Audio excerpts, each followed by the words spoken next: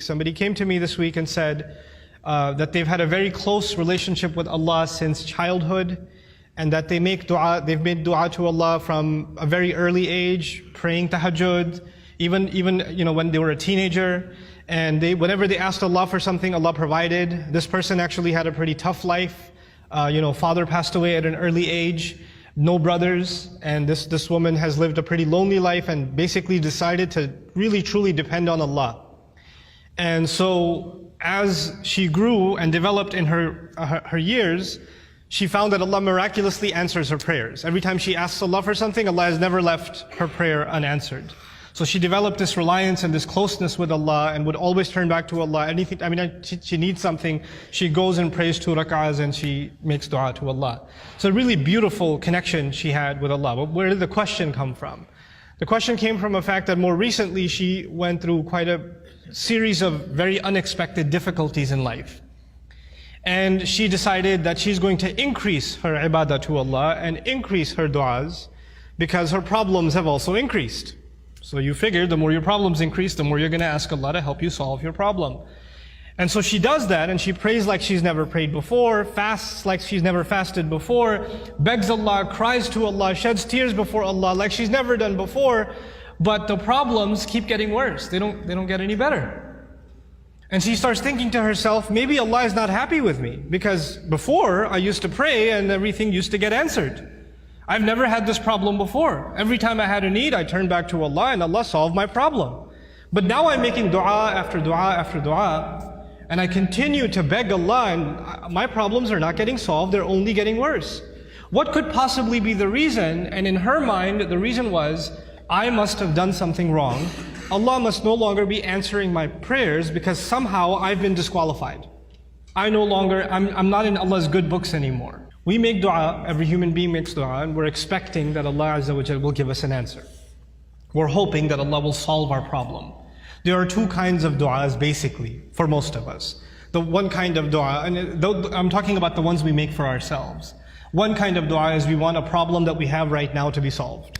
We have an issue, we have some circumstance, and we want Allah Azza wa Jal to protect us from falling into a worse problem, to secure the good things that we have, etc. And of course we make dua for our future. We make dua for ourselves, our children, and to take care of things in the future. Ya Allah, things are good right now, Ya Allah, keep them this way. Preserve what we have here. These are the kinds of duas that we make for ourselves. Your dua getting answered immediately or not getting answered immediately has nothing to do with whether or not Allah is happy with you. It has nothing to do with that. There's no connection between those 2 things. And even if there was a connection, you will never know. You cannot guess what the reason is. You have the case of Nuh alayhi salam, who was a very loving father. He made da'wah, he invited his people to Islam for 950 years. Can you imagine? You think he made dua for his son? You think he made dua for his wife? All those years, or he didn't care about them? Someone who cares so much about his nation, they spit on him, they insult him, and he goes back to them and makes dua for them 950 years. You think he ignored his own son, his own wife? All those years of dua, and they didn't change. Isn't that the case? Does he blame himself? Yeah, maybe I didn't do something right. Or maybe Allah stopped listening to me. The reason I'm starting with that is people that were much better than we are, much better than we are, they also had similar problems. There are parents in the audience that make dua for their kids. And they see that their children are going away from the religion. They're going down a dark path. And they can't control it. And they're making dua for them. And they're not seeing that their dua is being answered. And now they're getting frustrated. Is there something wrong with me? Why isn't Allah answering? Well, you're not the first one to be put in that position. Our Messenger ﷺ made lots of dua. You don't think he made dua for his uncles? His family? You don't think he considered Abu Lahab when he made dua for guidance? And if he did, despite all of that loving dua, Allah Azza wa Jalla himself tell him, إِنَّكَ لَا تَهْدِي مَنْ أَحْبَبْتَ. You don't get to guide who you love. There are people among us, there are children among us who wish their parents or their elders were acting in a more guided way. I've met so many young people whose parents are in a haram, explicitly haram business. And the children, the son and the daughter is trying to tell the father and the mother, please get out of this. We're dependent on you, you're paying my college tuition, you're providing for us, but you're providing for us from haram income. And I'm not in a position to provide for the family right now, but this is wrong. And then they're told you're being disrespectful, you shouldn't talk back to your parents, etc., etc. Now, it's the flip side. It's the children making dua for the guidance of their parents. But things aren't changing. Things are where they were. These frustrating situations happen. And then on top of that are situations like health calamity. Not just family problems, but health calamity. Or you can't find a job, you have money problems. And you're making dua to Allah. You ask yourself, I even did i'tikaf last year. And I kept making dua and I didn't pick my head up from sajda all night long, and still I have this problem. Still it didn't go anywhere. So the first thing I want to remind myself and all of you is that prophets ﷺ, all of them, much before us, Allah mentions their du'as consistently in the Quran. And Allah also mentions their problems consistently in the Quran. You don't think, for example, that Yaqub alayhi salam, the father of 12 sons, made dua for all of his sons? And especially for his son Yusuf, when he lost his son Yusuf, you don't think he made dua for Yusuf's safety, that Yusuf should come back home, that he could look at his beautiful son once again? We know that he cried so much he lost his eyesight. Ibiyaddat aynahu. He lost his eyes over crying over his son. And all of those du'as for so many years go unanswered, and then they eventually get answered. You don't think that the mother of Musa alayhi salam, when she put her baby in the water, and the river just takes the basket away, the basket could flip over any time. And how do you know the basket is waterproof? How do you know it's not going to leak? How do you know it's not going to hit a rock and it's done? You're throwing something in a river. It's not a joke, it's a baby in a river. You don't think that mother is making dua to Allah?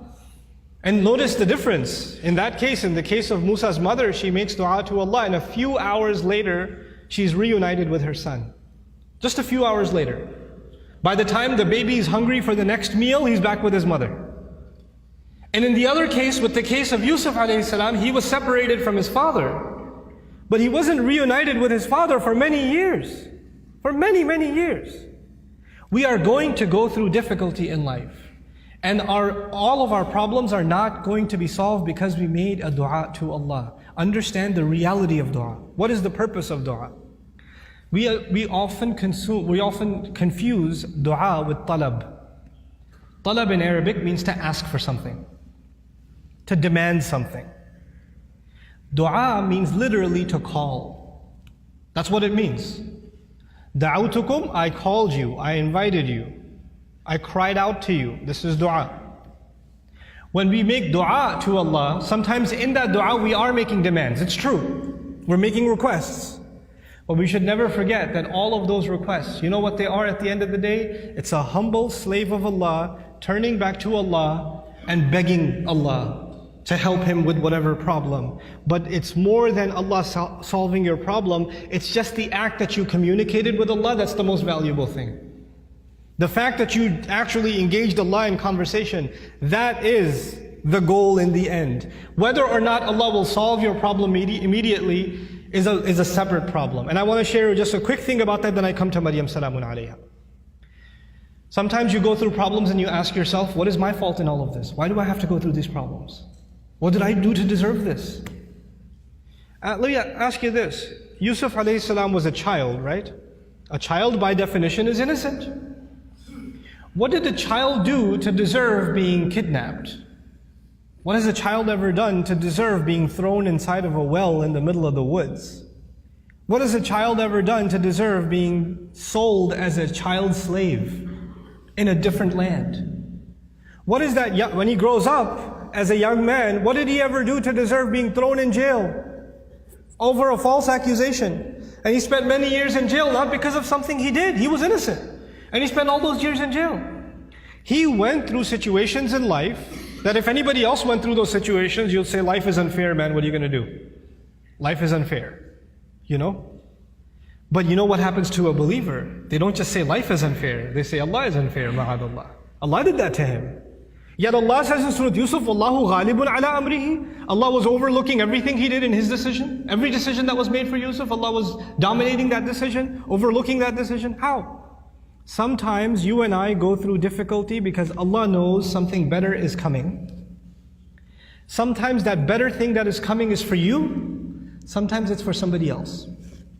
Sometimes it's not for you. Sometimes it's for somebody else. Sometimes the benefit of your difficulty will come back to you, the return will come back to you while you are still alive. Sometimes the return is meant to come back to you after you go back to Allah. What happened with Yusuf alayhi salam? A father was separated from a child. It's a tragedy, isn't it? But imagine if he was never kidnapped, he would never be in the well. If he was never in the well, he would never end up in Egypt. If he was never in Egypt, he would have never grown up there and been thrown into prison. If he was never in prison, he would have never met those two guys he met in prison, whose dream he interpreted. If he never met those two people, one of them who got to live and go back to the king, and when the king saw a dream, a strange dream, he would have never said, wait, I know someone who can help interpret your dream. And if that never happened, and you know what that dream was? 7 good years in the country, and 7 years there's not going to be any crop, any produce, any harvest. People are going to starve to death. If Yusuf was not in prison, alayhi salam, and then was taken out to interpret that dream at that time, there would have been an economic, financial, social crisis in the country, and hundreds of thousands of children would have starved to death. One child suffered for a few years. But because of that child suffering, Allah's plan was to save a lot of families, a lot of fathers and mothers from losing their children to starvation. Because of the plan that Yusuf alayhi salam came back when he interpreted the dream and gave, when he became the treasurer. I have a friend, some of you might have heard of him. His name is Robert de Villa. I asked his sister about him if she knows him, and she said yes, she's heard of him. The man can't move any part of his body other than his face. He can't move any part of his body. What did he ever do to deserve that? Nothing. But how many people have accepted Islam because of his disability? How many people have just heard about that and have come back to Allah? How many people that were ungrateful in life, even though they were Muslim, they were only Muslim by name, and decided to submit their heart back to Allah because that man is sitting in a bed. His suffering, his pain becomes guidance for millions of people. You understand? Sometimes the difficulty you and I go through is actually a small price to pay for a lot of khair, a lot of good that will either come to me now or it will come to me in the akhirah, will come to me after I go back to Allah. So our du'as are not the same as placing an order.